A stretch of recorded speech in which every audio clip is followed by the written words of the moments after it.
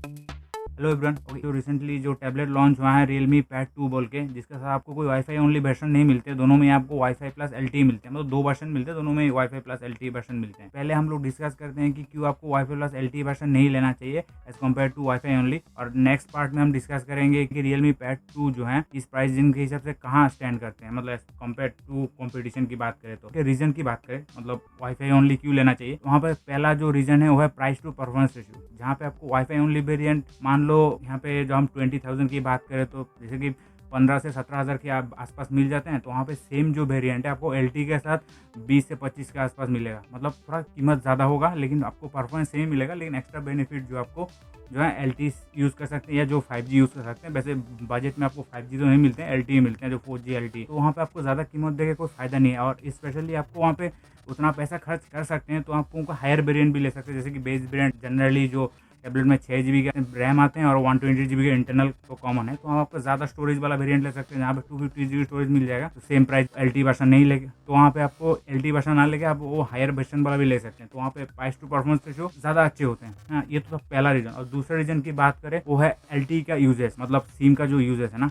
Generally हम smartphone में जो सिम यूज़ करते हैं, जहाँ पे आपको हम लोग कॉल भी करते हैं, व्हाट्सएप भी करते हैं, चैटिंग करते हैं, मतलब डाटा भी यूज़ करते हैं प्लस कॉल भी यूज़ करते हैं। लेकिन टैबलेट में ऐसा नहीं होता। टैबलेट में से आप वहाँ पे डाटा यूज़ कर सकते हैं, मतलब जो मोबाइल डाटा है 4G वाला, मतलब आपको सिर्फ डाटा के लिए आप LTE यूज़ कर सकते हैं। और वहाँ पे कॉलिंग का कोई फैसिलिटी नहीं है। जैसे कि आप सोच रहे हो कि हाँ, वहाँ पे टैबलेट में सिम लगा दिया तो आप हेडफोन लगा के बात कर सकते हैं, ऐसा कोई फैसिलिटी टैबलेट में नहीं मिलता है। उस हिसाब से मैं देखूँ तो जैसे कि आपके पास एक स्मार्टफोन तो होगा, ऑब्वियसली आप जितने भी बजट के स्मार्टफोन ले लो उसका हॉटस्पॉट तो मिल ही जाते हैं, है कि नहीं। तो आपको हॉटस्पॉट से वाईफाई ओनली वेरिएंट के साथ कनेक्ट कर दोगे तो आराम से चला सकते हैं। एक सिम में आप 2 डिवाइस कनेक्ट कर सकते हैं, जैसे कि आप 2 डिवाइस यूज़ कर सकते हैं, तो हम स्मार्टफोन भी यूज़ कर सकते हैं, साथ में आपको टैबलेट भी यूज़ कर सकते हैं। लेकिन वहाँ पे टैबलेट में आपको, हाँ, वहाँ पे भी आपको हॉटस्पॉट का ऑप्शन मिल जाते हैं, लेकिन उसके लिए आप एक्स्ट्रा सिम खरीदना पड़ेगा जो प्रैक्टिकल नहीं है ना। तो स्मार्टफोन जो है एक वर्सेटाइल ऑप्शन हो जाती है, जहाँ पे आपको सारे स्मार्टफोन हॉटस्पॉट ऑप्शन मिलते हैं, तो वहाँ से आप किसी भी लैपटॉप में भी कनेक्ट कर सकते हैं, उसका टैबलेट में भी कनेक्ट कर सकते हैं, है ना। तो बेसिकली यही दो रीजन है। तो आपको जो हायर वेरिएंट के लिए पैसा स्पेंड कर सकते हैं, मतलब आपको LTE वर्जन के लिए जाना चाहते हैं, मतलब उतना बजट है, तो मेरा जो सजेशन रहेगा आप LTE ना लेके उसका हायर वर्जन ले सकते हैं। नहीं तो आपको वहाँ पे SD कार्ड का जो स्लॉट टैबलेट में मिल जाते हैं, SD कार्ड का स्लॉट, आप एक्स्ट्रा SD कार्ड लेके वहाँ पे आपको स्टोरेज बढ़ा सकते हैं, तो वो ज़्यादा प्रैक्टिकल होगा एज कम्पेयर टू आप LTE में खर्चा करो। अब हम Realme Pad 2 की बात करें, वो जो है वाईफाई प्लस LTE वर्जन के साथ आते हैं, लेकिन उसमें अच्छी चीज़ ये है कि वो अंडर 20,000 में, जो उसका जो बेस प्राइस है अराउंड 19,999, मतलब 20,000 में आते हैं, जिसके साथ आपको 6 GB का रैम और 128 GB का इंटरनल मिल जाते हैं। ऑफकोर्स वो LPDDR4X रैम है, तो वहाँ पे LTE वर्जन के साथ 20,000 मिले तो अच्छी बात है। लेकिन इसमें जो है आप यहाँ पे LTE ना दे तो ये अराउंड 15 to 16,000 के अराउंड मिल सकता था, है ना। जो मैं इस वर्जन की बात करूँ, जो बेस वेरिएंट जो 6 GB रैम 128 GB की स्टोरेज के साथ आते हैं। और वहाँ पे हायर वेरिएंट की बात करें, जहाँ पे आपको 8 GB की रैम और 256 GB का इंटरनल मिलते हैं, जो मेरा रिकमेंडेशन रहेगा, तो आप बजट है तो वो ले सकते हैं, जहाँ पे आपको 22,999 मतलब 23,000 में मिल जाते हैं। तो आपको ज़्यादा 2 GB रैम ज़्यादा एक्स्ट्रा भी मिल रहे हैं, ऊपर से आपको स्टोरेज भी डबल मिल रहे हैं, तो ज़्यादा वैल्यू फॉर मनी हो जाते हैं। और जनरली हम लोग टैबलेट किस लिए लेते हैं, जनरली हम लोग एंटरटेनमेंट पर्पस के लिए लेते हैं, राइट। बहुत लोगों के टैबलेट की जरूरत नहीं पड़ती, तो वहाँ पर डायरेक्ट लैपटॉप लेना ज़्यादा बेनिफिशियल लेते हैं, जो उसको ज़्यादा काम करना होता है ना, जो विंडोज़ का ऑपरेटिंग सिस्टम, वो जो हार्डकोर यूज़र होते हैं ना, उन लोग के लिए टैबलेट उतना सही नहीं होता है। लेकिन हाँ, एंटरटेनमेंट पर्पस के लिए ज़बरदस्त रहती हैं जो टैबलेट। एंटरटेनमेंट पर्पस के लिए 3 चीज़ें अच्छी होना जरूरी होती है। उसमें पहला चीज़ है डिस्प्ले, मतलब डिस्प्ले कितना अच्छा है, कितना बड़ा है, और क्वालिटी क्या है डिस्प्ले का, एमोलेड है, LCD है, क्या है। तो वहाँ पे Realme Pad 2 की बात करें, अच्छी चीज़ है, अब आपको 11.5 इंच का डिस्प्ले मिल जाते हैं, तो इस प्राइसिंग के around one of the biggest display. हाँ, वहाँ पे आप ऑनर पैड की कैलकुलेट कर सकते हैं, लेकिन उसके साथ आपको रैम वेरिएंट थोड़ा कम मिलेगा, जैसे कि जिसके बारे में वीडियो बनाऊँ, जो आई बटन में आपको मिल जाएगा, जिसके साथ आपको 12 इंच का डिस्प्ले मिलते हैं, लेकिन उसके साथ आपको 60 हर्ट्ज का रिफ्रेश मिलेगा। लेकिन इसके साथ आपको 11.5 इंच के साथ आपको 120 हर्ट्ज के रिफ्रेश मिलेगा। और पीक ब्राइटनेस की बात करें 450 नीट्स के आसपास जाते हैं, तो इंडोर यूज के लिए हाँ ठीक ठाक है। जैसे कि इस प्राइस में, मतलब बेस प्राइस जो है 40,000 में जो लैपटॉप मिलते हैं, उसका डिस्प्ले अराउंड 500 नीट्स के आसपास ही जाते हैं, तो उस हिसाब से डिस्प्ले ब्राइटनेस जो है ना वो ठीक ठाक है। लेकिन अच्छी चीज़ यहाँ पे इसको सबसे बड़ा डिस्प्ले मिलते हैं। इसके कंपेरिजन आप Redmi Pad भी पकड़ सकते हैं, जिसमें one of the popular tablet कह सकते हैं इस प्राइस में। अराउंड वो 17,999 आते हैं, जो बेस वेरिएंट है, 4 GB रैम के साथ आते हैं, है ना। तो उसका जो हायर वेरिएंट भी 19,000 मिलते हैं, जिसके साथ 6 GB रैम 120 GB इंटरनल मिलते हैं, हाँ। लेकिन उसके साथ आपको 10.6 इंच है, 61 इंच के अराउंड डिस्प्ले मिलते हैं, है ना। जिसके साथ आपको 90 हर्ट्ज का रिफ्रेश मिलेगा, और दोनों जो है ना 10 बिट पैनल है।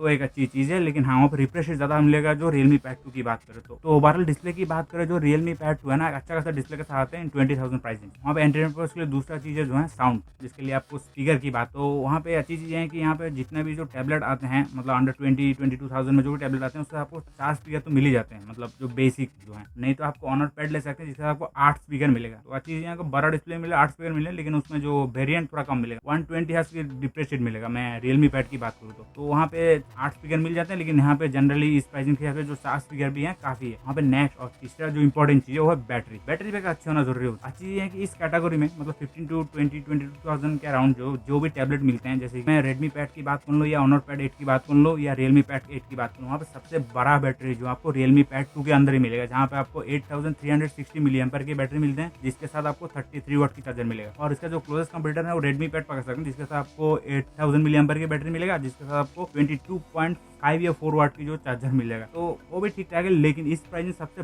बड़ा बैटरी जो ना इसमें मिलते हैं जो एंटरटेनमेंट पर्पस के लिए और स्पेशली लॉन्ग टाइम यूज़ के लिए ना वो ज़्यादा बेनिफिशियरी होती है। मतलब जैसे कि मैंने बताया जो जनरली जो टैबलेट है एंटरटेनमेंट पर्पस के लिए लेते हैं तो हमेशा तो वहाँ पे प्लग इन करके थोड़ी ना रहेगा, है ना।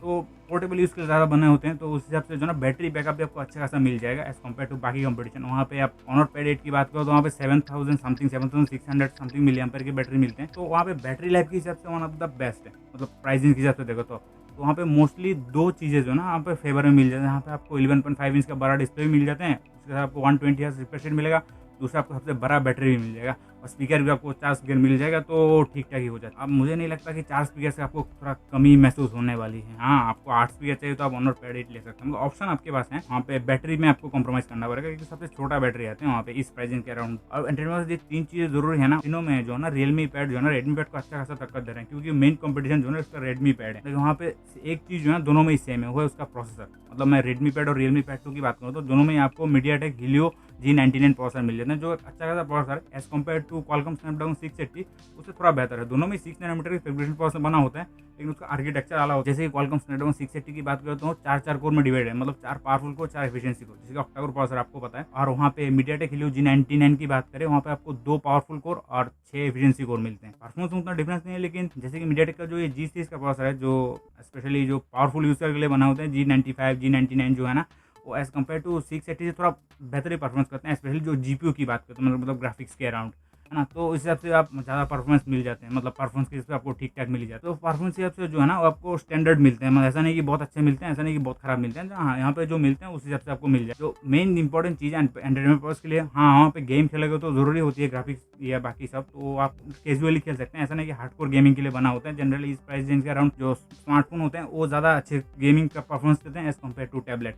आपको गेमिंग टैबलेट चाहिए, आप वहाँ पे 25 to 26,000 में बहुत सारे मिल जाए। Xiaomi Pad 6 मिलते हैं, IPL में आपको iPad 9 जनरेशन मिल जाते हैं, उस तरीके का टैबलेट आप देख सकते हैं। लेकिन ये जो प्राइस रेंज है ना वो जनरली एंटरटेनमेंट पर्पस के लिए होते हैं, जिसमें आपको मूवी देखना है, OTT शो देखना है, थोड़ा बहुत कभी कभार गेमिंग कर लेते हैं, है ना, तो उसके लिए वो ज़्यादा सूटेबल रहती है। तो उस हिसाब से जो है ना Realme Pad 2 की बात करें तो एक अच्छा खासा ऑप्शन है। ओवरऑल कंक्लूजन की बात करें, आपको 20,000 के अंदर एक बेस्ट टैबलेट चाहिए। मेन बेनिफिट जो मुझे जो लगता है वो है बैटरी। हाँ, बैटरी ले बहुत मैटर करते हैं, है कि नहीं।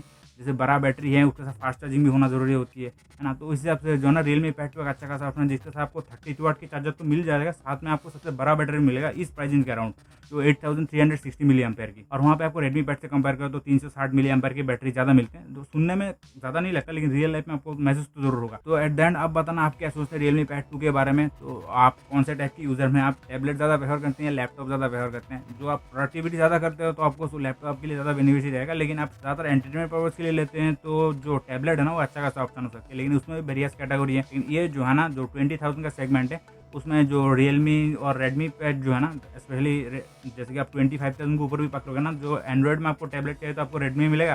लेकिन जो अंडर 20,000 अभी भी Redmi का दबदबा चल रहा था, लेकिन अभी जो है Realme Pad 2 उसके बेहतर ऑप्शन आ गए जो रिसेंटली, तो मेरे हिसाब से बेहतरीन ऑप्शन है। तो आप बताना आप क्या सोचते हैं इसके बारे में, है ना। तो आपको वीडियो अच्छा लगा तो लाइक कर देना, चैनल में नए हो तो सब्सक्राइब कर देना। मिलते हैं नेक्स्ट वीडियो में, तब तक के लिए नमस्ते, थैंक यू, सी यू।